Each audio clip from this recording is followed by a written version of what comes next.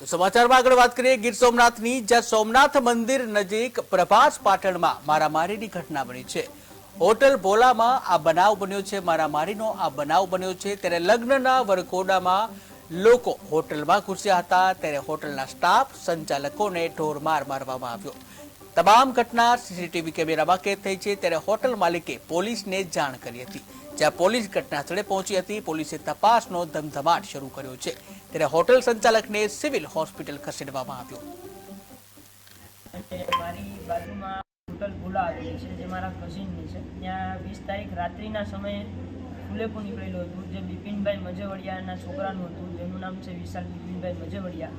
એમના લગ્ન હતા, એમનું ફુલેપું હતું। રાત્રિના સમયે 20 તારીખ રાત્રિના સમયે ફુલેપું નીકળ્યું હતું ત્યારે હોટલ ભોલાની આજુબાજુમાં બહુ દેકારો થતા મારા પપ્પા અને હું ત્યાં જોવા અને શાંત પડાવવા માટે ગયા કે શું થયું છે એ જોવા માટે અમે ગયા છે અને શાંત કરાવવા માટે। તો મને અને મારા પપ્પાને ઢોર માર માર્યો છે, ઘૂસતા પાછળથી વાર કરેલો છે અને જાનથી મારી નાખવાની કોશિશ કરી છે। ઉપર ટુરિસ્ટ પાસે પણ પહોંચી ગયા હતા અને એની ઉપર પણ હુમલો કરેલો છે। એનું સીસીટીવી ફૂટેજ સોમનાથ પોલીસ ચોકીમાં અમે રજૂ પણ કરેલું છે। બધું ફૂટેજ સાથે છે અમારી પાસે અને અમને ઢોર માર માર્યો છે, ઘૂસતા પાટોથી વાર કર્યો છે। આનો વિશે અમને બને એટલો વહેલું ન્યાય મળે એની એવી પોલીસ પાસે અપેક્ષા રાખું છું અને ઘણા બધા લોકો એમાં પીધેલા પણ હતા અને હાલ અત્યારે હું વેરાવળ છું।